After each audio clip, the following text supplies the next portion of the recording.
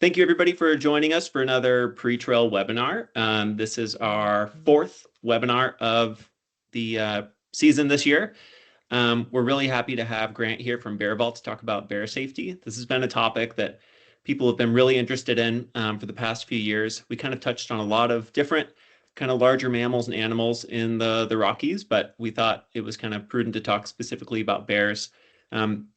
Specifically because, black bears and grizzly bears, they're kind of all over the place, whether you're hiking the GDT or other places within BC, Alberta, or in the States. This kind of fits in for everybody. But the context of today is going to be more kind of Rocky specific. Can you hop to the next slide, Grant? So to start, I think it's important to kind of let folks know what land the GDT used to belong to. So the Great Divide Trail Association is committed to reconciliation, which starts by taking this and every opportunity to acknowledge our honor and privilege to live, work, and play within the Treaty 7 territory. We honor and acknowledge that the GDT passes through the indigenous territory of the Blackfoot Confederacy, Stoney Nakoda, Tsuut'ina, Cree, Secwepemc, Lheidli, Ktunaxa, Sinixt, and Métis nations. The Great Divide Trail Association would like to invite you to advocate for what you love and to preserve nature for future generations to enjoy while educating yourselves and others on Indigenous history and perspectives. Next slide. So here is just a bit of a time span on some upcoming events through the GDTA. Next week, same time, we're going to have our first kind of information session on the Great Divide route. This is the extension beyond Section G. We're not calling it a section at this point because there is no route and it's very hard. You can hear all about it. We're going to have 5 or 6 hikers that have hiked all or most of it on the call. They're going to talk about kind of what their itineraries looked like, how hard it was, tips on what it might look like in the future. And then the week after that, we're going to have a gear webinar. So if you're looking at hiking Great Divide Trail this summer and you want to maybe get a comparison on how your gear might differ from the PCT or the CDT or the AT or Tarot or whatever it is, come check it out. We're going to have a few people with kind of a few different perspectives on what their gear list might look like, variety of pack weights. So yep, come with any questions. We're here to chat. In March, we're going to have a premiere for a film that was at Banff Mountain Film Fest. It's called Wildflowers. Keep your eyes peeled on that on the events page. We'll also be talking about this on social media on when that event will be had. May 8th, we're going to have our Great Divide Trail Film Fest again. A huge success. It was a great fundraiser for us last year. This year, same kind of thing. If you're looking to submit a film, please reach out through the website. We have submissions open right now. And on that Saturday, we're going to have the Gear Trade Gear Garage Sale. Again, we had this last year. It was great. Tons of good used products from people wanting to kind of offload maybe some things they've had in their garage for a while, people looking to upgrade. It'll be at Gear Trade. Come check it out. And next slide.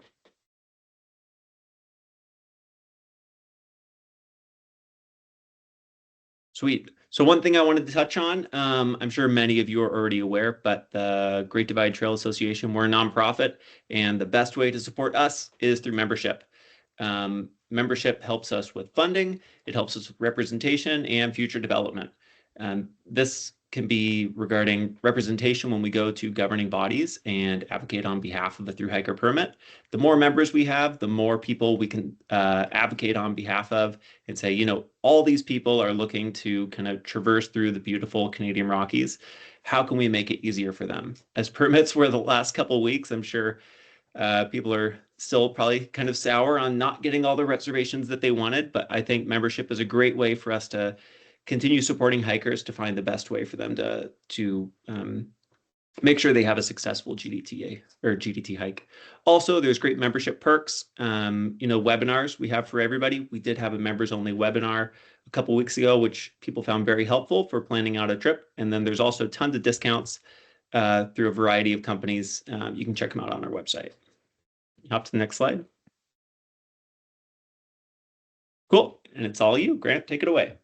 Awesome. Thank you so much for the introduction, Austin. It's really fun to be here this evening with all of you. My name is Grant Breidenbach.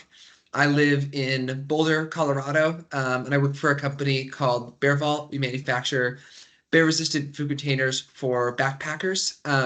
We're a small team, do a lot of things, but the best part of my job is I get to focus on our bear safety education and research. I have the privilege of working with a lot of different researchers in the bear safety space who are looking into all the complexities of how bears think and live and the way they get food conditioned and habituated and what that can mean for human bear conflict. Some of the best parts of my job are I often about a couple times a year get to go out into the field, work with black bears. I got to take this photo here of a black bear actually in Wisconsin, and it's just really the best thing to get to work with bears.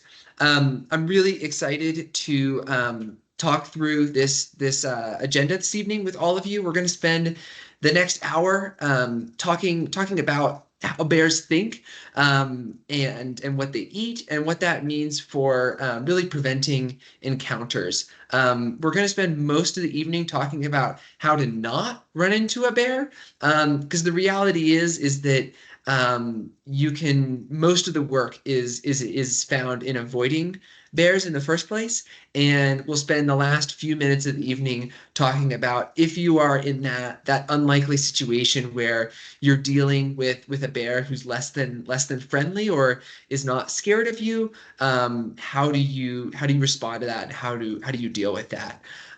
We'll have some time at the end for questions.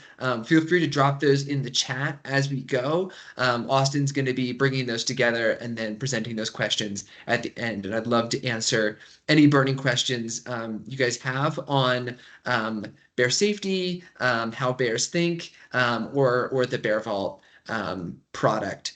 At BearVault, we love to approach bear safety with a sense of joy and also have it really grounded in science-based research. A lot of the bear safety information out there is really like fear-based, especially when you're dealing with grizzly bears. You see a lot of people that it's like you're going into the woods and it's either you or the bear. One of you is going to make it out. Who's it going to be? And that's just not how we approach it. The reality is almost all of the time that you're in the backcountry on the GDT or in other trails, just you can enjoy it. It's carefree. It's type 1 fun. But there are certain moments when you do need to be a bit more heads up, aware of your surroundings, and make some responsible choices to both protect your safety and also protect the bears. Bears are just absolutely incredible creatures that we have the privilege of sharing the ecosystem with. People often kind of see them as these dumb Bruins, but really they're intelligent. They're keystones in the ecosystem. They spread seeds everywhere. Our backcountry corridors and wilderness areas just would not be the same without bears. And as humans, we have a real responsibility. The truth is that a fed bear truly is a dead bear, and the choices that we make around that have resounding impacts on the ecosystem. So I just want to flash up a quick map here of most of the US and then up into the southern half of Canada. And this map shows known black bear range in this dark gray color.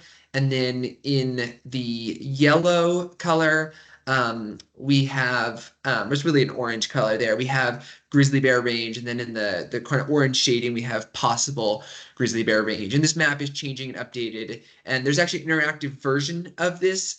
If you go to the BearVault website and then go under the Explore tab and then required areas, it's really fun. You can click, zoom in, and go, wait, do bears live there or don't live there? And the GDT is a really interesting really interesting trail because from mile 0 or kilometer 0 to the very last kilometer. Sorry, I'm an American. I think in the imperial system, but so from the first to the last kilometer, you're in grizzly bear and black bear habitat, which is really cool. When I give this presentation for, say, folks on the Pacific Crest Trail, it's, hey, you only have to be thinking about black bears, and in some ways that makes your job a lot easier. But also on the GDT, it's amazing, right? That you could see a grizzly bear at any point on your hike. And but that also means there's some extra considerations, and you really need to do your work on understanding how to identify a black bear as compared to a grizzly bear. So yeah, I'd encourage each of you to check out that map. So I've got a photo here of some black bears that are chowing down on some grasses or some sedge. Um, and really, I think it all kind of starts here, and that bears love to eat. Their entire lives basically wrap around food. For me, I love a good snack out of the refrigerator, but I have the convenience of the grocery store. Bears, they have to find their food in the landscape, and for them, it's often a race against time, right? Especially in the high alpine, the snow doesn't melt until, sometimes late June, July, or depending on the spot or the snow year, maybe later. And then it feels like there's this really short growing season, and it's September, October, when snow is perhaps coming in and the season's already wrapping up. And so when you realize that bears are going into this state of torpor, bears are not a true hibernator.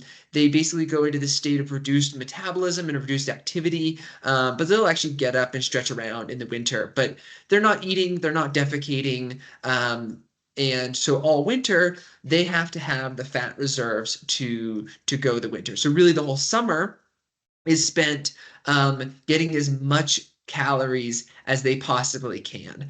And there's some seasonal differences.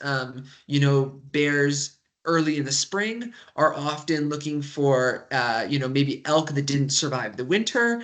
Then they're maybe chowing down on some grasses and some mushrooms. Maybe later in the summer, you've got your huckleberries into the fall, and then maybe they're tearing apart logs and looking for bugs, and their food needs will change throughout the year. And part of how that works is their brains are coded in basically what's called spatiotemporal memory, and it's a big jargony word, but all it really means is that they think about food both in terms of space and time. So it's where they found food and when they found food, right? So if there was a particular hillside on a particular slope angle in a particular aspect that had just the most delicious huckleberries in August of the previous year, you can bet that bear is going to go back to that same hillside at the same time the next year and look for those huckleberries. And it allows them to seek out that food, and they're always looking for new food in addition to the food that they already have. So you can really characterize bears of either species as really curious creatures, and they have good eyesight. People often say, "Oh, bears are blind." No, they see about as well as we do. And then they also have just this incredible sense of smell. So if you look at this photo here of the bears, you see that really, especially on the black bears, it's really pronounced. This is elongated nose or snout, and basically inside that is a hollow structure that is filled with scent receptors. The technical term for the hollow structure is turbinates, and basically, if you were to take your nose or my nose and we were to lay out all the scent receptors in my nose or your nose flat, you'd get about the size of a postage stamp. If you took, say, a bloodhound dog known for, excellent smell, tracking, all those things, and you laid out its nose scent receptors on a flat surface, you'd get about the sheet of a printer paper.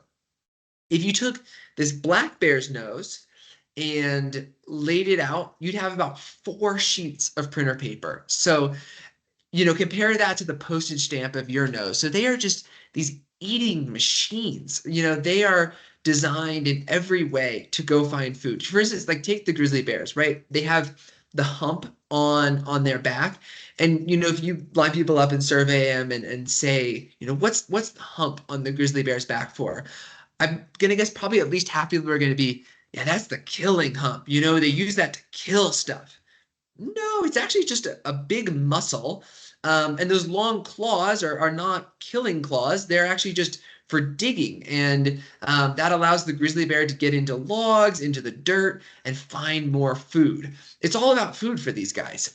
So the downside of that, though, is they're interested in your food too. You could eat that very delicious looking green grass in this photo all day long, and you'd get some good calories from that. It's got a lot of vitamins, probably some great fiber, but there's only so many calories in that. Now compare that to the Snickers bar or the freeze-dried food that you're carrying as a backpacker. The effort to calorie ratio is incredible. You eat one Snickers bar or like an entire meadow of grass. Like, what's the easy choice? And so basically, because bears' brains are so coded to think about food and how to make it as easy as possible and where to find it, once they find human food, they're going to go back again and again and again to find human food. It really only takes once for them to learn human food. And then they become habituated and food conditioned. Habituated is where they're comfortable around people, and then food conditioned is the second part of that process where they're actively seeking human food because it's easy.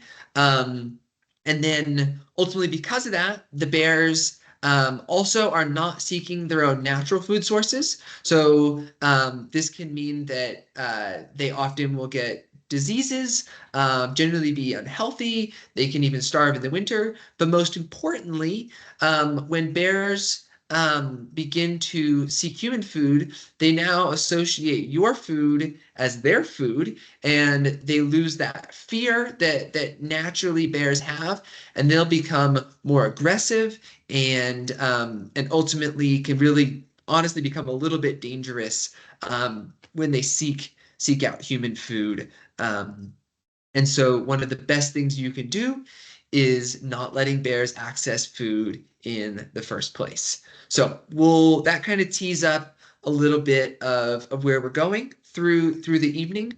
And we're next going to talk a bit about preventing encounters while you are on trail. Um, so I've got 2 photos here on the left and the right. And both of these photos are situations that have certain elements that make them more likely to encounter a bear and have a human bear conflict. So I'm actually wondering, I think a great way to do this would be Austin, if you could chime in, I'd love people to chat in something about either photo. Maybe a couple people could say what about these photos makes it more likely to have a human bear conflict in these situations. Cool. Yeah. What are people saying? A dog not on a leash. Yeah, that's The water awesome. Maybe source. we'll start with the dog and then we'll go through them. That's a perfect one. Dogs and bears don't mix. A common misconception is that, your pup is tough and, I'm actually safer because I have a dog and my dog's gonna go scare off the bears. And your dog probably thinks that too. But your dog usually changes its mind really quickly when that, maybe 400-pound bear turns on it and shows off those teeth. And then your dog comes running back to you with its tail tucked between his legs with a very angry bear following right behind it. So there's kind of a saying of leashes save lives in the backcountry. I really leashes are the thing you should be using with a dog. And if you choose not to use a leash, you really should have bear spray on you, even if you're not recreating around grizzly bears. Um, is a specific breed of dog called a Karelian bear dog that actually is trained to take on bears. They're wildlife managers use them. Like there's a really successful program in Kananaskis country where they're basically are hazing bears using specially trained dogs. But these dogs, in order to basically take on a grizzly bear, go through a level of training comparable to that for like a seeing eye dog for someone visually impaired. What else are people noticing, Austin? Water source. Yeah. So the water source is really interesting. So a lot of times when I give this presentation, people will say the fish in the water. And some bears do fish. Like you often see like the classic photos of bears on the coast with the salmon runs, and they're pawing out these incredible salmon, and they're the chunkiest bears you've ever seen. But more often than not, bears need to drink water just like we do. And in the riparian areas near water, that's also where the ecosystem is often the most flourishing, and that's the most food is found. Um, and so whenever you're near water, you are more likely to encounter a bear. Bears actually spend the most of their time, not all of their time, but most of the time within 60 meters of a shoreline. And so that's actually a spot you're really, really likely to run into a bear. What's next? Uh, the person in the canoe is a solo hiker or paddler. Yeah, totally. So, from a solo perspective, it's not that the bear is going to seek you out predatorily and be like, that's easy. But, if I'm traveling solo, this photo here is taken in the Boundary Waters canoe area of Minnesota. You might not be having a conversation with your group. And, there's times when as a person you might need to say, hey bear, when you're traveling through some denser foliage. Whereas if you're just having a normal conversation with your group, like perhaps these folks on the right, you're really not needing to say, hey bear, as much if you're just hanging out, chatting as a group. Anything else jumping out to folks?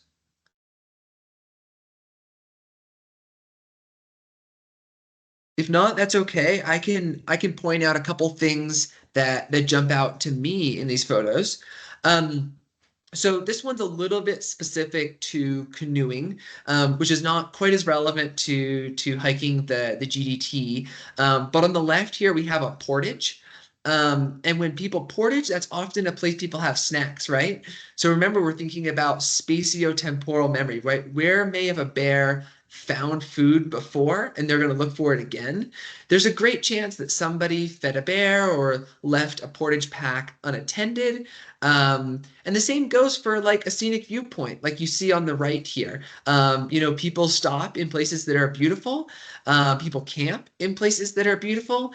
And guess what? Bears are going to be checking out those spots for food. Also on the left here, might be a little hard to see in that photo, but it's dusk. Bears can be active at really any time of the day, but they're best known as a crepuscular species, which means that they are most active at dawn and dusk. And that those are kind of the times you should be thinking a little more like, hey, the bears are probably out. They're probably looking around. And last but not least, on the right, we have some thicker vegetation. Obviously, they're kind of at a viewpoint, and this is a bit more of an eastern type landscape. But bears, like they can't necessarily see through the brush. If you can't see them, they probably hear you, they probably smell you. But startled bear can elicit a defensive response. And so a conversation with your group, like we mentioned, is a great way. Or if the brush gets really, thick, nothing wrong with a little, hey bear, or you can sing a little ditty, row, row, row your boat. But you don't always have to be doing that. If you're on some beautiful high alpine meadow and there's not a tree around and you can see everything, you don't need to be saying, "Hey bear," even if you're in known grizzly habitat. So hiking in groups is generally your best way to stay safe.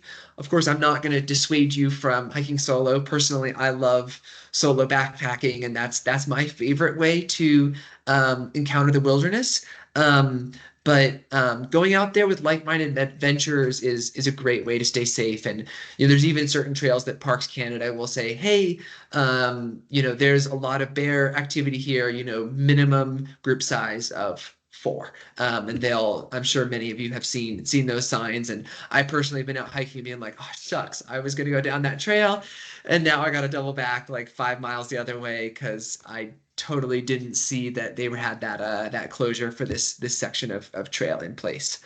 Um, so basically, when you are taking your breaks, when you're out hiking, this is a really good time. You choose where you're taking, your breaks thoughtfully. Maybe don't take that snack right on the water line. Maybe don't take it in the middle of the huckleberry patch. Obviously there's a time and a place to be out picking huckleberries, and that's a really special experience. But if you're eating huckleberries, the bears probably are too, and that's one of those places that you should really kind of be heads up and thinking about the bears. Um, Other kind of huge red flags are if you come across a carcass in the backcountry, that's probably the biggest red flag of all. That's one of the few situations that I would say truly really is dangerous. There is a great chance that there is a bear nearby, and really give it as much space as you can, back away quickly while making some noise. Or if you see a bunch of scavenging type birds hovered around something, maybe don't go check it out. Maybe go the other way, and really don't go hang out in spots that have um, carcasses. And then this goes without saying. I think everyone who showed up for the webinar probably knows this, but deliberately startling bears, feeding bears, approaching bears for selfies, petting bears, or really anything that mistreats the wild nature of bears is a big no-no, and really just doesn't respect the wild character of these animals. Um, so when you are at camp, there are a couple things you can do to basically set yourself up for success. Um, it really all starts with selecting a campsite. And when you select your campsite, um, really you're taking into consideration a lot of the same things I just mentioned for taking a break, right? Maybe you're not choosing the one that's right next to the water. You're choosing the one that's farther back from the water. And that's a great leave no trace principle anyway, to not be camping, right on the riparian vegetation. Um, and then, don't put your tent down in the middle of the berry bushes. You're looking for signs of bear activity. If you see a bunch of logs that have been torn apart, and it's not just where the like Boy Scout troop was like hacking at it with their hatchets, that's probably not the spot to hang out. It's worth it to move on to the next campsite. Another big red flag: if you see scattered trash, like if it looks like a bear got into somebody's trash or somebody's food, guess what? That bear's going to come back and it's going to be looking for your food and your trash too. If you have the time, you could do the right thing and clean up that trash. But I would strongly encourage you to move on, find another campsite. You don't even have to go that far, but just moving on from that spot. And then, obviously paw prints, scratch marks on trees, and scat are other items too. Scratch marks on trees is always kind of a funny one. You often see aspen trees and you'll see these scratch marks. but it could be 5 years old. I'm talking about the ones that are fresh, it's brand new. You can see the green in the bark that it's been, freshly taken off. And hey, maybe move on to the next spot, or if you don't have the opportunity to, maybe that's a night to be a bit more alert. Consider, cooking even further from camp than you normally would, and really being on your guard and on your game. Um, One other thing is into the fall, especially with hiking the GDT. It seems like the snow never wants to melt, and then by the time you get out there, it seems like the snow is ready to fall again in the fall. Basically, once you get into August, and on late August and on, the bears are hitting a phase in their annual season or annual cycle known as hyperphagia, which is basically this kind of frenzied eating. They're already eating like crazy, but they're willing to go to even greater lengths to get food. And that's the time of the year when you see the most human bear conflicts. That's when, if you chart bear attack statistics, that's when the bears are the most aggressive. They're the most defensive of their food. And so during those times of year, you can set yourself up for success by cooking dinner a mile or two before you get to camp, and that way you've already finished dinner, packed up, and you're ready to just pitch the tent and crash when you arrive for the night.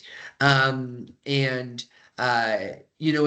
if you're an ultralight through hiker, this might not quite fit your packing plan. But if you're packing the way that you have multiple sets of clothes, if it's fall and you're around grizzly bears, you might think about not sleeping in the clothes that you cooked food in. All of those juicy aromas from your mountain house meal waft onto your clothing too. And you don't want the bear thinking that you smell like chili mac, and you rather just want to smell like your good old BO.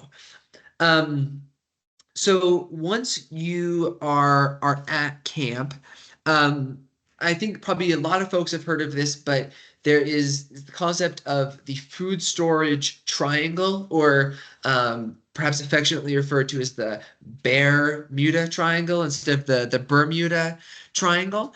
And really, you are trying to create separation between where you cook, where you store your food, and where you sleep. So if you imagine equilateral triangle, and at one point you have your tent, at the other down the leg of the triangle about 70 big steps, you're going to have the area where you're going to cook, and then you go another 70 big steps and you have the spot where you're going to store your bear canister or your food for the night. And often it doesn't quite look like an equilateral triangle. In reality, it can have weird sizes, or if you go 70 steps that way, well, shoot, somebody else has their tent over there. I'm not gonna cook, in their tent. Sometimes you have to get a little bit creative. If it's seeming like it's hard to get a triangle, I'd be less worried about cooking close to where my food is stored. I'd be more worried about cooking close to where I'm going to be sleeping. You see a lot of information out there about cook downwind from your tent, or store your food downwind from your tent. And if there's, a really strong prevailing wind, maybe don't cook up a delicious, meal right where the odor is going to waft in your tent. But the reality is, how many of us have actually woken up in the morning and the wind is still blowing the same direction it was when you went to bed? Never. So really think more about where's going to be a good spot to store your food at night in the bear canister, where it's not going to roll off a cliff, it's not going to fall in the water. If a bear plays a little bit of soccer and thinks it's in the FIFA World Cup for a few minutes, where is that canister going to go? And as long as it's not in your tent or off a cliff or in the water, you're going to be just fine.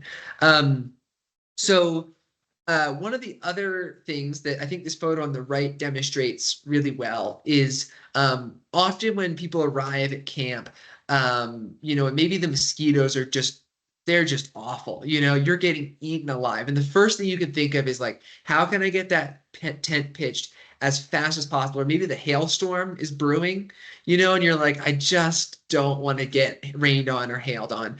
So you throw down your backpack and you start setting up that tent. We have seen so many backpacks that have been drug off because they have your food inside. And there goes your first aid kit, your sleep, all of those things that you need to have a successful hike and stay safe are gone because the bear drags off your entire backpack to never be seen again.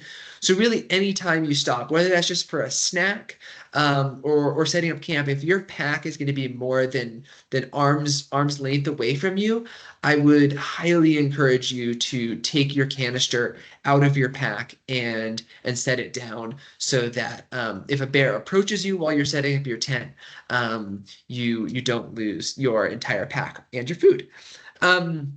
So when you are ready to call it a night, you are going to be packing everything in your canister that has a scent. And I always like to harp on that it's everything with a scent, not to your nose, but to the bear's nose.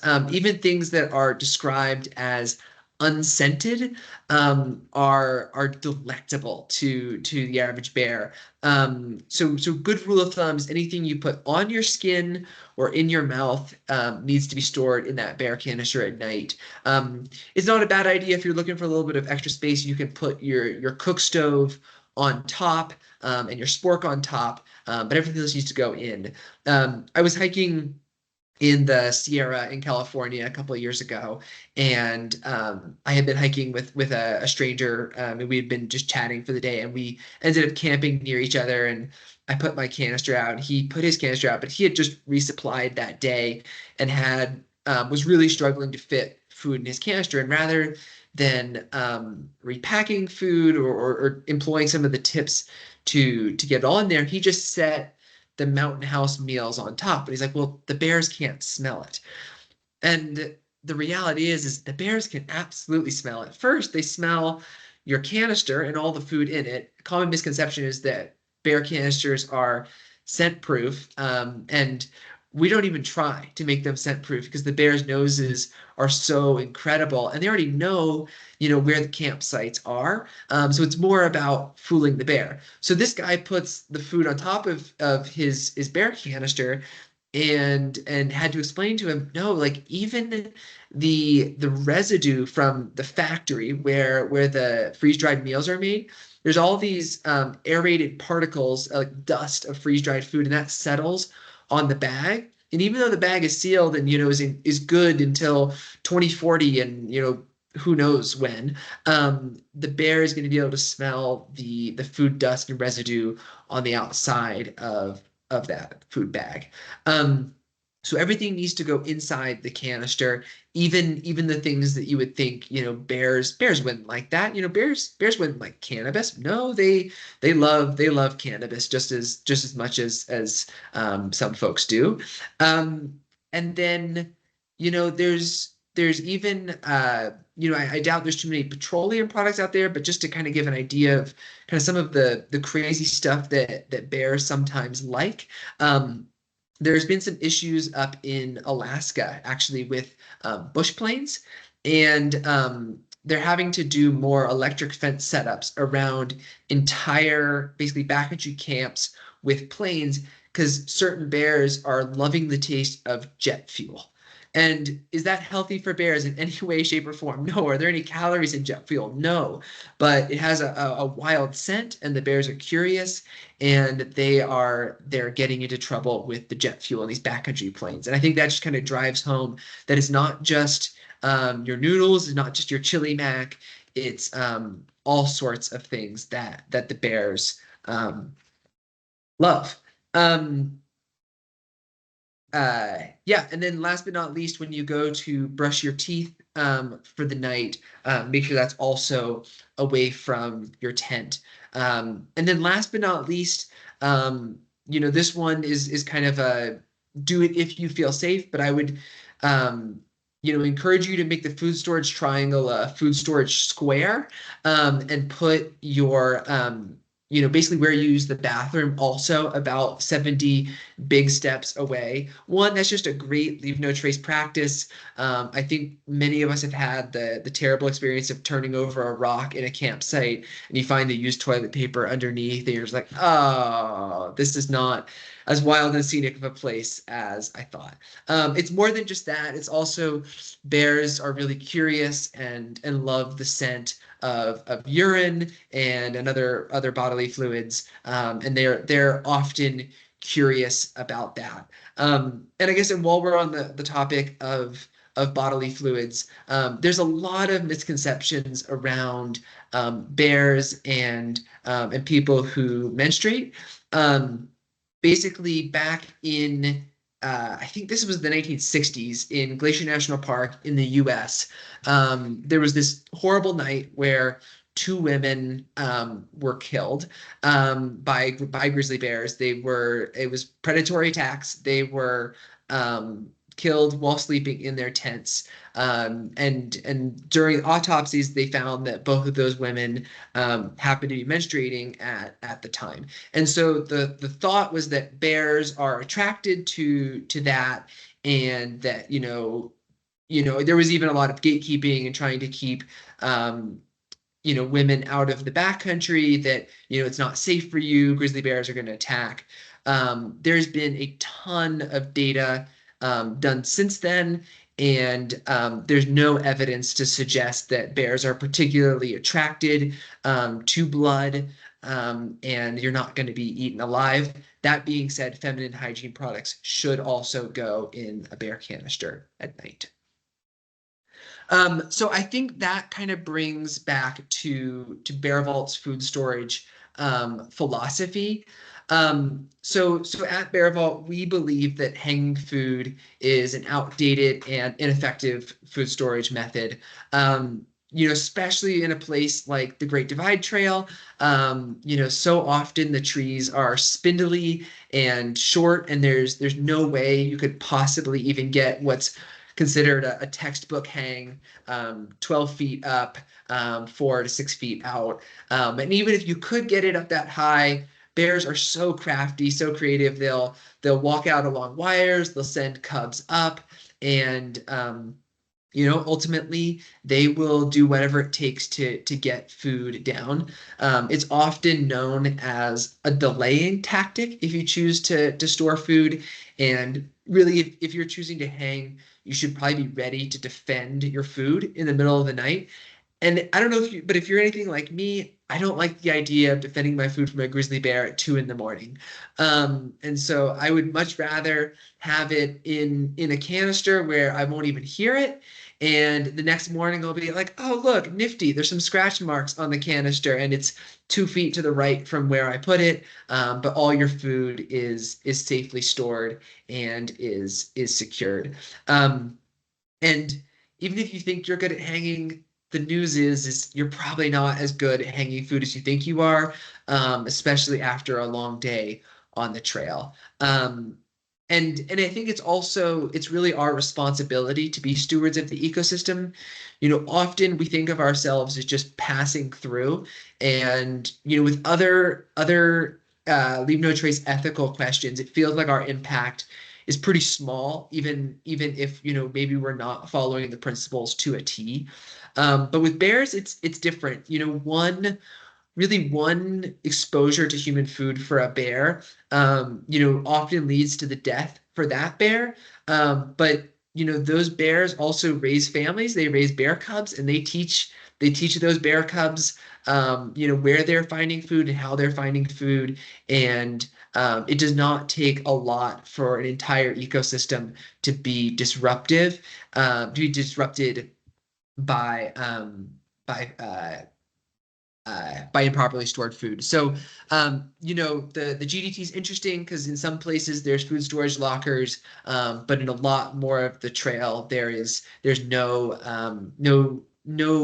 existing infrastructure that's been helicoptered in or anything like that. And especially in a lot of the Parks Canada areas, they are now requiring that you use proper food storage when you are backcountry camping or random camping.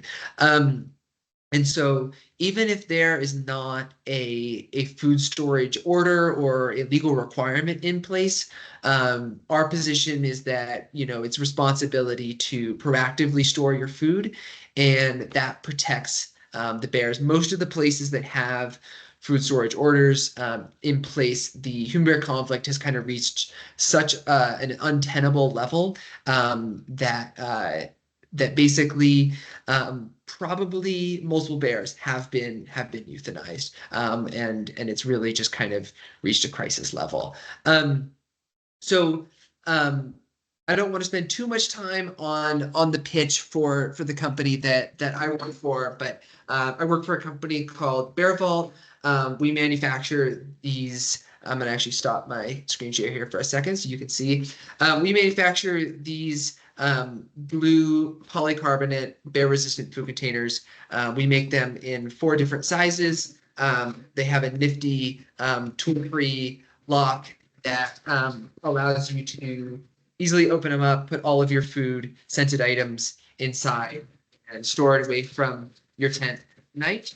Um, these are proven to be the best way to keep yourself safe and keep your food safe at night. I am happy to answer any Q&A towards the end on specifics about how to pack these, what size to choose, how to open them when it's cold, or any of those things. I'd love to answer questions when we get to the end. But hopefully, by explaining how bears think and where they look for food, I hope that everyone's considering including proper food storage as a part of their hike, and is integrating this into their packing plan early on, and is thinking about the bears with their hike. So yeah, let me share my screen here again. Austin, can you give me a thumbs up if you can see the screen? Yep, you're all good. Awesome. So for the last portion of the evening, for the last 12 minutes of the presentation, I want to talk a bit about responding to human bear conflict. I think kind of an important disclaimer before we discuss this is the reality is it's extremely unlikely that you will ever find yourself in a situation with an aggressive bear. Realistically, your time for this portion of the presentation could probably be better spent taking a defensive driving course or some other safety lesson. The most dangerous part of your hike is probably the drive to the trailhead. Bears are often sensationalized in the media, and of course, a bear attack is a horrible, horrible way to die, or be injured or mauled. But the reality is that it's so unlikely that it would happen to you. On average, in North America, there's less than one person killed by a bear each year. And you compare that to car crashes, murder, all these other things, really bears, I'd be more worried about avalanches and rockfall and widowmakers from trees. But it's important to know what to do if you find yourself in the unlikely event that you run into a bear. And it's really important to kind of master those facts over the fear. And the reality is, it is a little bit detailed how you respond to a bear. There, over time, uh, basically, bear safety messaging has evolved a lot, and it used to focus really heavily on trying to identify the bear species. It also focused a lot on kind of outdated, oversimplified ideas, such as I bet a lot of us have heard the saying, if it's black, fight back. If it's brown, lie down. Or the joke to the end of that, if it's white, aka a polar bear, say goodnight. Um, But luckily, no polar bears on the Great Divide Trail, at least not that I'm aware of, unless we hit an ice age or something. But so the modern way that the modern researchers are approaching bear safety is approaching it less from thinking about the species of the bear. The species of the bear still comes into play if in the effect that the bear gets really aggressive, but really reading the bear's behavior. And you basically need to divide the bear's behavior into one of two categories. Either the bear is responding defensively or reacting defensively, or it's acting in a predatory manner. Now, in the vast majority of circumstances, bears are responding defensively. They're protective of their cubs, they're protective of their food, or they're just startled easily. In a rare set of circumstances, or perhaps if a dog sets them off, bears can act in a predatory manner. And your reaction, depending on identifying that, is really important. And luckily, bears give you a lot of signs, signals, and clues. And different situations call for different responses. So I have a series of videos here that are going to show a variety of bear behaviors that are going to really illuminate how this plays out. I apologize, these videos are a little bit old, a little bit grainy, but they show real bear charges towards people, something that I don't think we could ever get the insurance company to sign off on filming today.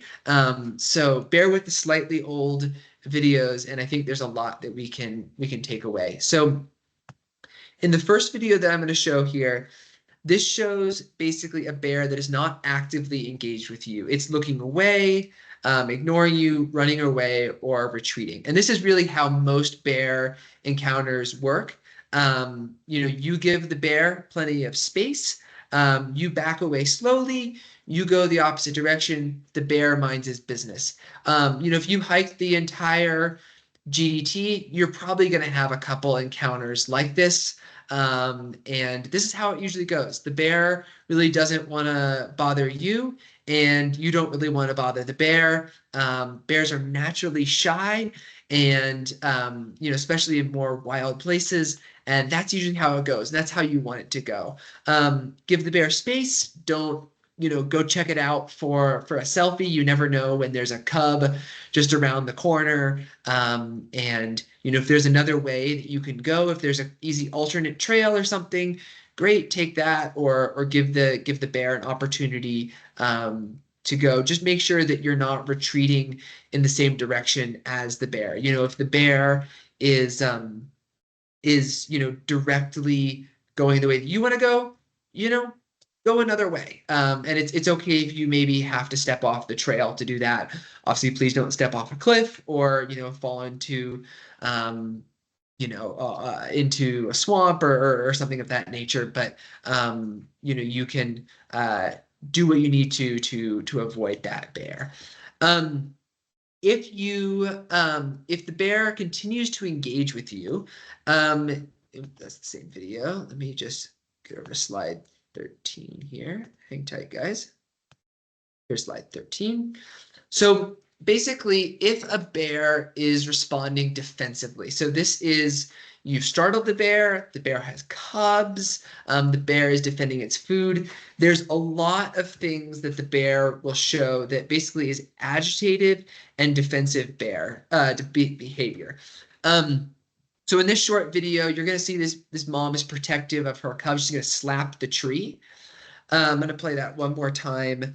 I'm sorry if it's coming through a little bit choppy on the screen, but so you can see she's tense.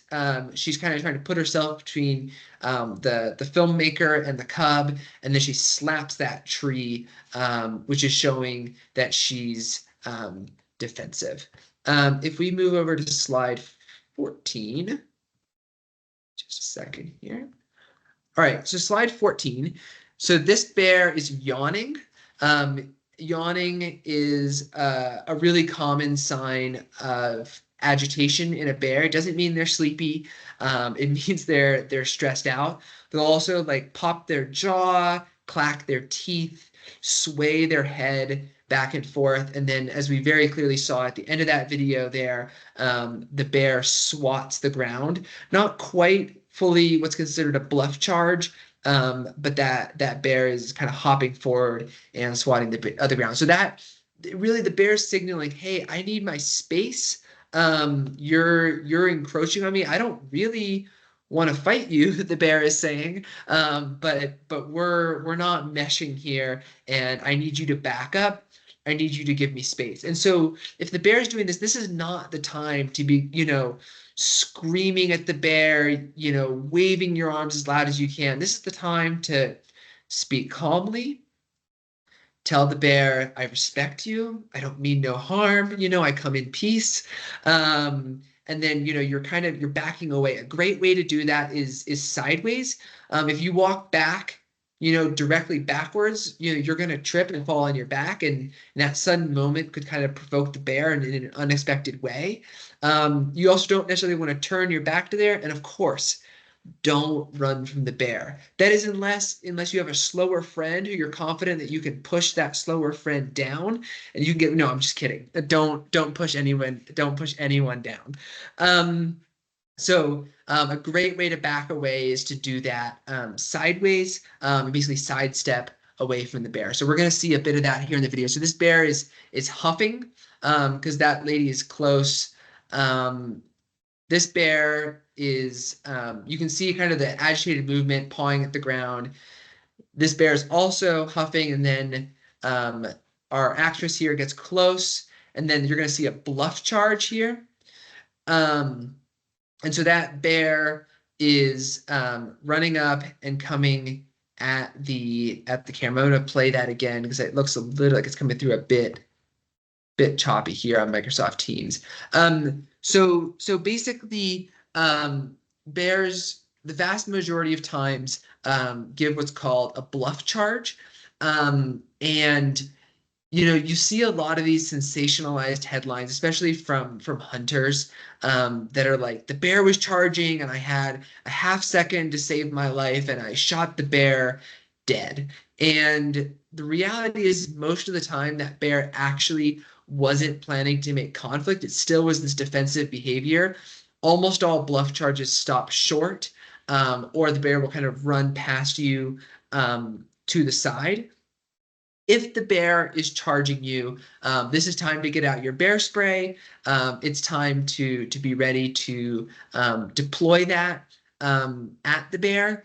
And also you're standing ground. It's probably the hardest thing you would ever do in your life, to stand your ground if a big grizzly bear is charging at you. But it's important to speak calmly, present yourself, but not to run from that bear. And definitely go ahead and use that bear spray. Really, really effective tool. So kind of, we've talked through the escalation, and the reality is the vast majority of bear encounters stop right there, or never even get that far, especially if you do like this lady and you give the bear space, you talk to it calmly, and then you back off respectfully. If the bear is undoubtedly going to make contact with you, this is the one time where it's important to know the bear's species. So tonight I don't really have the time in this webinar to go into the nitty-gritty of identifying grizzly bears versus black bears. There's a lot of great resources out there online, and little online quizzes where you choose the photo, but the key takeaways is grizzly bears are not always brown and black bears are not always black. And it can be difficult to tell them apart. But usually there are some pretty clear indicators of whether it's a grizzly bear or a black bear. So if the bear is undoubtedly going to make contact with you and it's a grizzly bear, this is where that idea of playing dead comes in. And it's the bear needs to know that the threat is essentially neutralized. And so you're gonna fall down onto your chest. You're going to cover the back of your neck with your fingers interlocked. And you're going to spread your elbows wide and your feet wide also. And that allows basically for the bear may mess with your back, but your vital organs are going to be protected, and leave your backpack on as well. That creates a barrier between you and the bear. It also probably would, if this ever came to it, you're in a really rough situation, but don't cry out, don't scream. You truly are playing dead, even if there's a giant bear pouncing on you and trying to crush you, or whatever that looks like. And that bear will eventually leave you alone. Um, However, if it's a black bear and you're confident that it's a black bear, you don't want to play dead. You're gonna want to engage with that bear, and it's chances are that bear, you probably misread the situation. That bear actually wasn't defensive. Defensive black bears don't really make contact with people. They bluff charge, they run past, but defensive black bears don't truly attack people in the way that a grizzly bear can. And so you probably have a predatory black bear on your hands, which segues great to let me just pause this here and go to slide 16, which segues great to really the other type of encounter. So we've basically talked through defensive bear encounters, how to react to those. And then last but not least is the one that chances are nobody on this webinar is really ever going to see in their lives. But has happened and is possible, is the predatory bear. And I think the video really shows this well. We've just watched videos of defensive bears, right? That are swatting the ground. They are showing a lot of signs of aggression, whereas the predatory bear is going to come at you, eyes locked, heads up, methodically, confidently. It's not checking you out. It's directly coming through. It's not swatting the ground. It's not yawning. And basically, also the same goes for if a bear comes into your tent, or if a bear, if I hope this never happens to any of us, but if a bear attacks you while you are in your sleeping bag at night, you can safely assume that is a predatory bear. And now it's time to fight back with whatever you have. Bear spray, awesome. Sticks, stones, fists, make noise, get loud. Really you're fighting for your life at that point.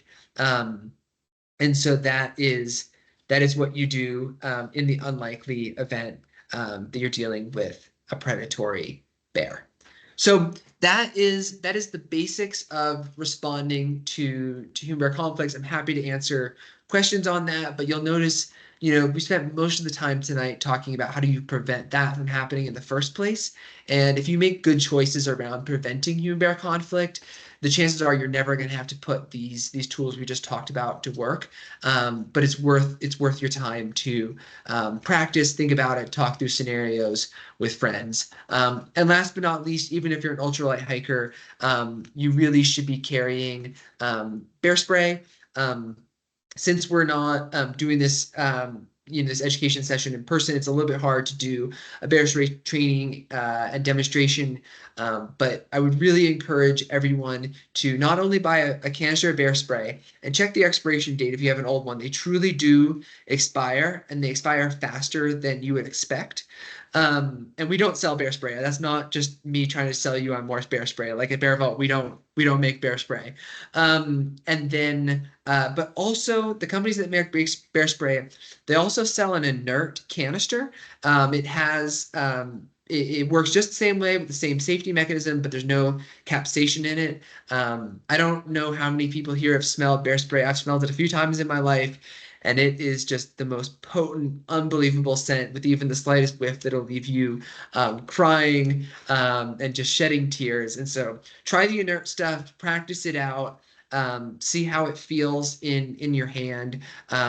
You can even uh, holster it like you would normally, walk through the woods with a friend, and then make sure you're not in a crowded area, but it's like, don't yell fire in a crowded theater, but have a friend suddenly say, bear, bear, bear, and then see how quickly, once you're actually in a bit of what feels like a stressful situation, how quickly you can pull out that inert can of bear spray, take off the clip, and deploy it effectively.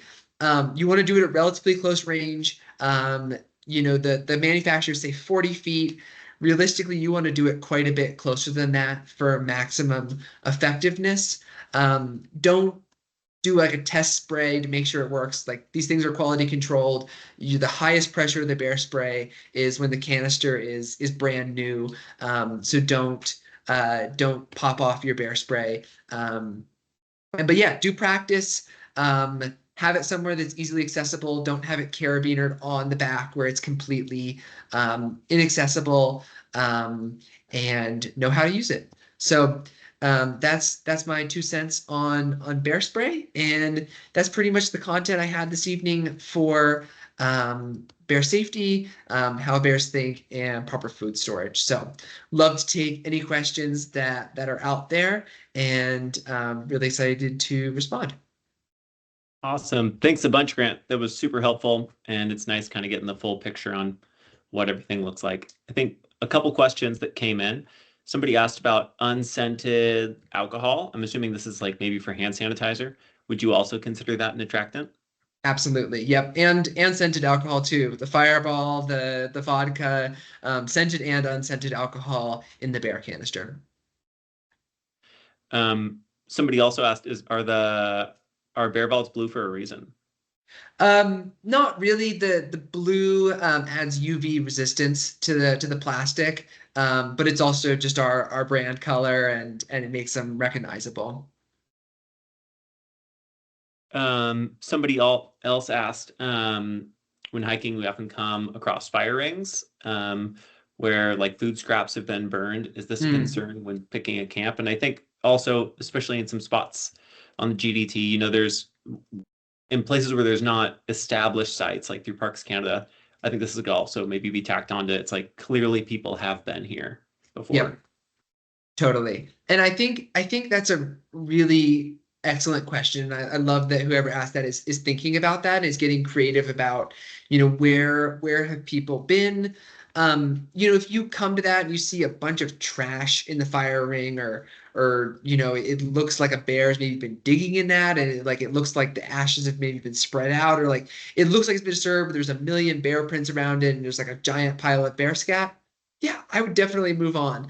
But the other thing is that, especially along a popular trail like the GDT, the bears already are habituated to a certain extent. They might not be food conditioned, but the bears know where the people are. They know where the campsites are. If you're truly like out there, if you're in the Northwest Territories, and you got the bush plane drop in, there hasn't been somewhere here, in there in like 10 years, and like, if you're that remote, um, yeah, you probably can find a truly pristine campsite. But the reality is, it's good leave no trace practice to to camp in already established campsites rather than establishing somewhere new, a new spot. And so unless there's like, kind of huge red flags around like a fire ring, I personally wouldn't give too much thought to it, and would camp like just about any other site there. Cool. Another good question is, what about human waste? We're required to pack out used toilet paper. Um, is that considered an attractant, or where would you That's a fall on great that? question. There are some varying opinions actually on this, and kind of the verdict is out. There's actually some research that was done last summer, I believe, that I don't know if we've gotten kind of the final research papers back on that. But basically, some say that it's something to consider. Some say that it's not as much of a concern. At the end of the day, your human waste smells a lot like you do, and it really smells quite a bit less like food. not a bad thing to have it, over in the canister. If you're using like a wag bag type system, I'm not exactly sure if there's wag bag regulations anywhere along the GDT, but if especially if you're like say a desert ecosystem and you're using wag bags, a lot of those have like a deodorizer or like a desiccant type material in the wag bag, and that is something that a bear can be attracted to. But it certainly can't hurt to take that toilet paper bag and just drop it on top, double bag it, so you're not getting toilet paper odors on your oatmeal. But yeah, it can't hurt. Cool. Another good question, I feel like a lot of people do this, is what about a pee bottle at night? I know a lot of times people can have a bottle in the tent, so if it's pouring down rain, they don't want to get out of the tent to go pee. Totally. I it's less of a concern. I would say the big concern would be cooking in your tent because it's raining, you know. I'd say it's probably not the greatest practice in the world to have that pee bottle in your tent, but the day if it's right on you, it smells like you. It's your urine. And so I wouldn't maybe go around camp like sprinkling it, and like uh like if you're gonna dump that pee bottle and you're gonna be there,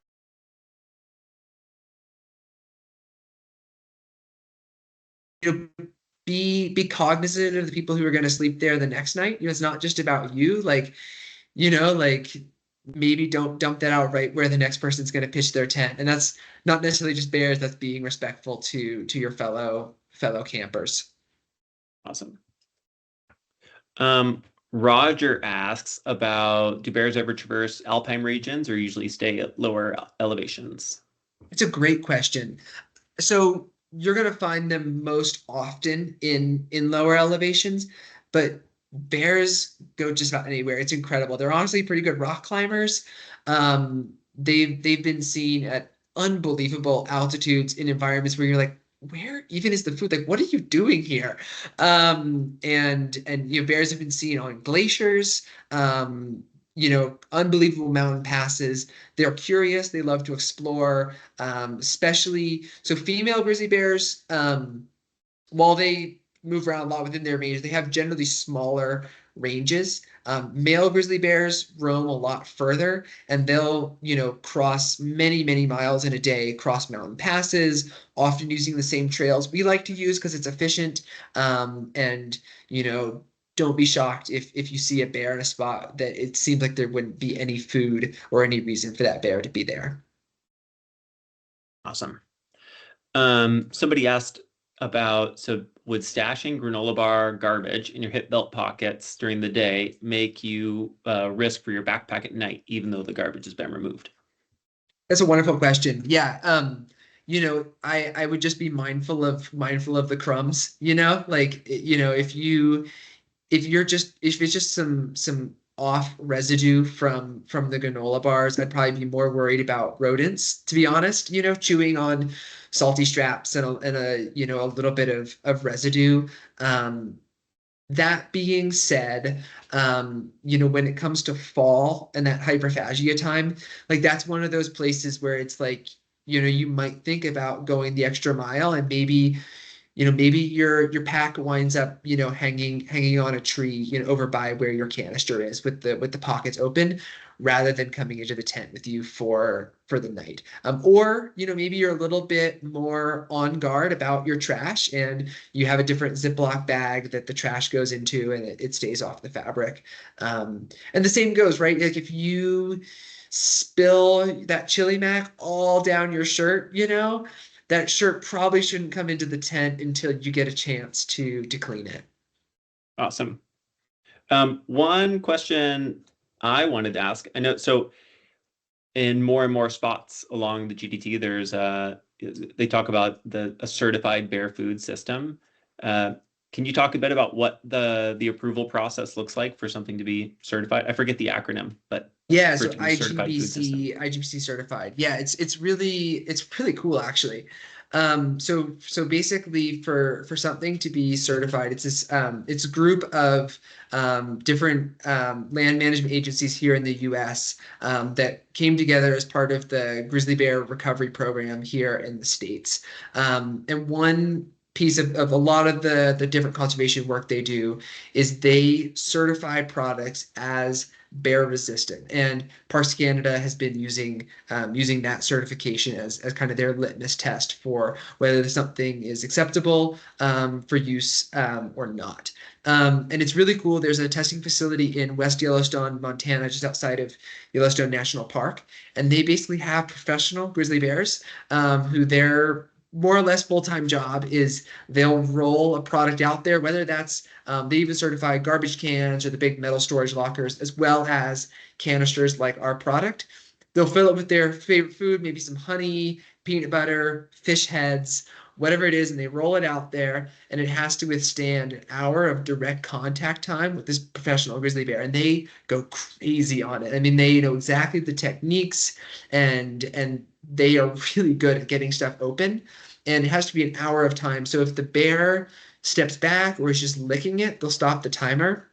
The bear has to actively be working on it or chewing on it for that time to elapse. So it's a really robust standard. There's a lot of products that have tried and failed over the years. Cool. Yeah, you see it, but yeah, an hour is a long time. Do you think that's based on the fact that if you do hear a ruckus, it's time for us to maybe respond, or do bears usually give up after an hour? It's a great question. And it depends on the bear. And I think it's worth saying there is no such thing as a bear proof container. Everything is bear resistant. And whether you go defend your food or not, that's a personal choice. Personally, if I see a grizzly bear messing with my food, have at it, buddy. Like, I trust that canister. Like, go like have your soccer match with it, and like I'm not gonna mess with you. Like, I might watch from like a really like far away if I can see from a safe distance, but like generally speaking, my food should be stored far enough away that I wouldn't even hear the ruckus at all. And I'd just be like, oh wow, like next morning, like there's some scat here and like, some like claw marks on the canister. Um, so nothing is truly bear proof. There have been basically even the metal storage lockers have been torn open at times by bears. Because they can be really persistent. But the vast majority of the time, it comes back to that fundamental idea I shared earlier that bears are lazy, right? Like, they want the easiest calories for the effort. So if they're spending a lot of time, they're going to realize, wait a minute, why is this so much work? Those berries were actually pretty darn easy. Screw this canister, and they give up and move on. So it's honestly extraordinarily rare that we would see a bear work on it for more than even 5 minutes, 10 minutes maybe. Often it's even less than that. So an hour would be an exception, and longer than that would be a real rarity. Oh, cool. Thanks for answering that. Jim asks what your opinion is on Ursax. Definitely. Yeah. So, of course, I'm a little biased, right? I work for the Bear Canister company, and I would strongly encourage you to choose hard-sided food storage.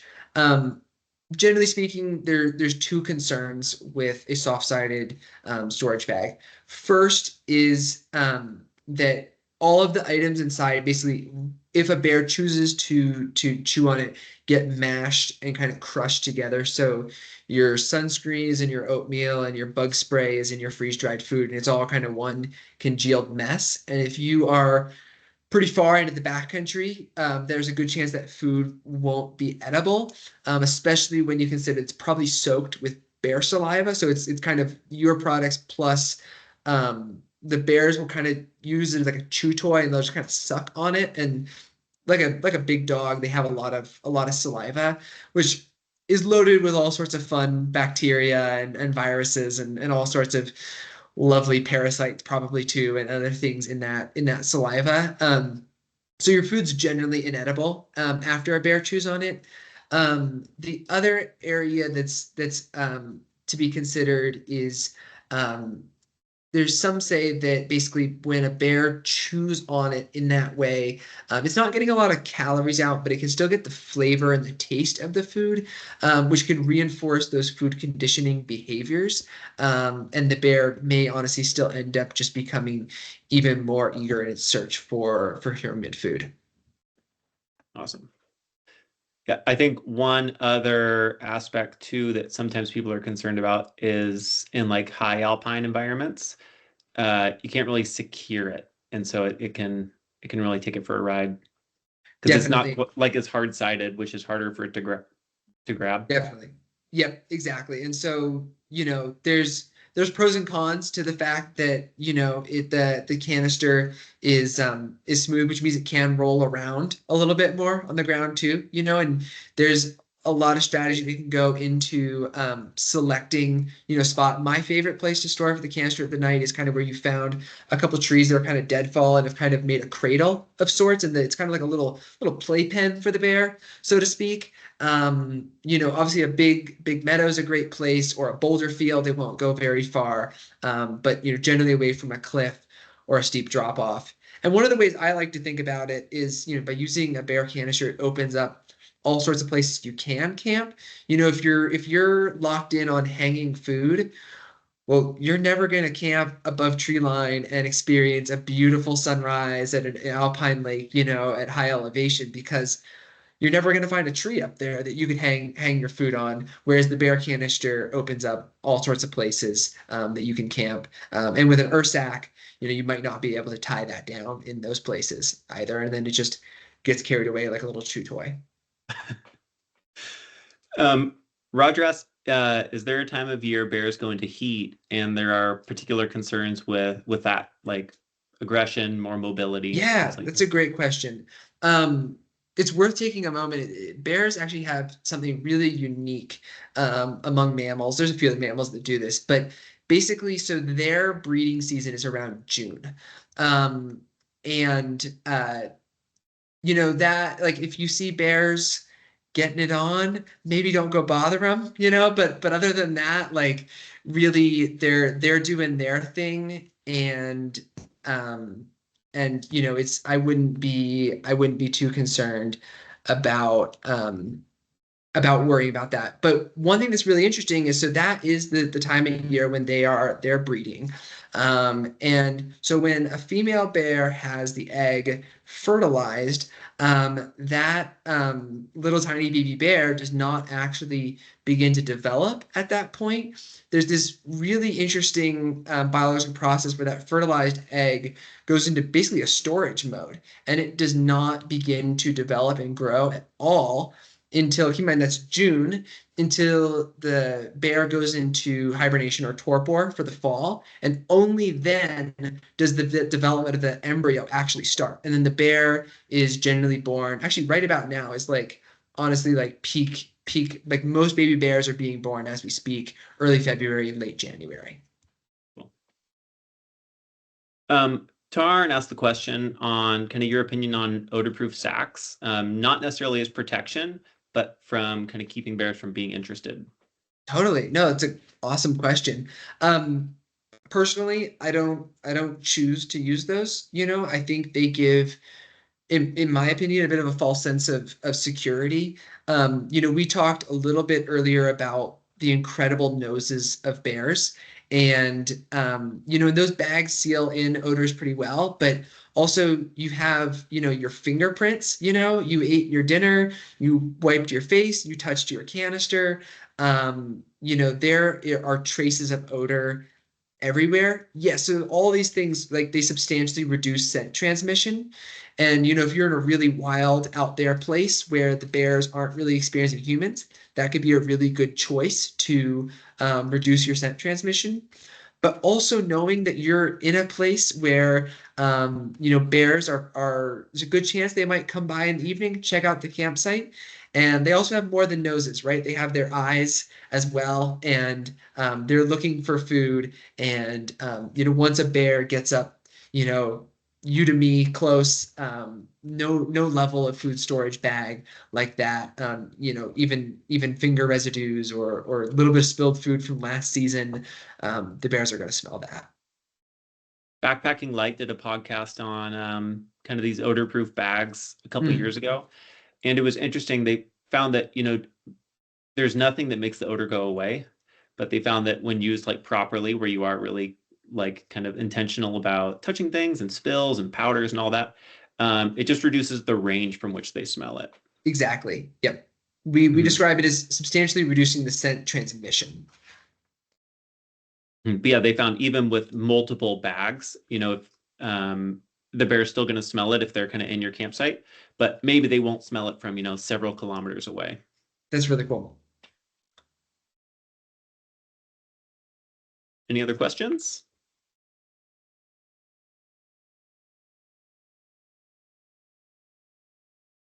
Can you isolate smell if you can somehow place or submerge food containers in water? Yeah. So I think this comes from there have been um so I think it's like especially you'd see this probably like Eastern Canada, like canoe country. It has been a food storage technique to basically try to like sink like food in water and like store it underwater. And I have not looked into this at great lengths, and it is not quite my that particular technique is quite not quite within my area of expertise. But I would probably urge that and say that's you're more likely than not to probably lose your food at the bottom of a lake, and it probably is not as effective as you would expect. But again, I have not seen specific research on that technique. But it's generally you don't see that as a recommended technique by Parks Canada or the United States Forest Service or the United States National Park Service or the Interagency Grizzly Bear Committee. So that's generally not considered a recommended technique. I can't think of any good spots on the GDT where you could easily do that without having to like really throw it way out in the lake somewhere, and then you got a huge rope you got to bring to pull it in anyway. Super cool. There was one non-scientific test of this years ago with a grizzly. It found the food in just a freezer Ziploc of it found the food under 3 feet of water quite quickly. So even 3 feet deep Oh, isn't, quite quickly. Dang, yeah. that's a lot of water too. Yeah. Yeah, and bears are great swimmers. They love swimming. All right. Any last questions from folks?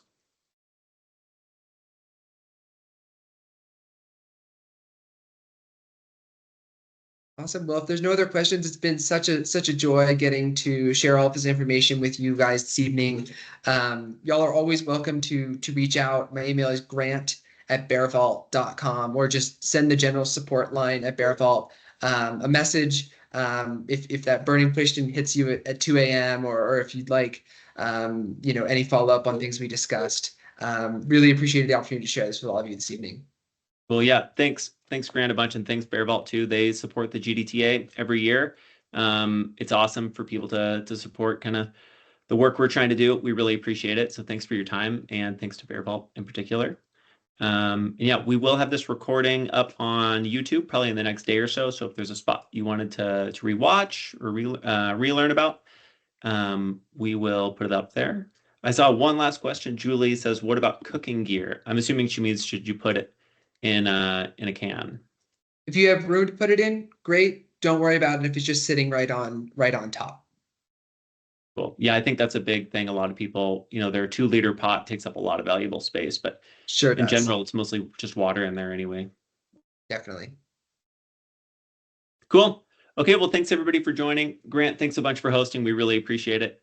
Yeah, if anybody has any questions, shoot him an email. Also, keep your eyes peeled for upcoming webinars. We got 2 the next couple weeks. Besides that, have a good night, everybody, and thanks for joining.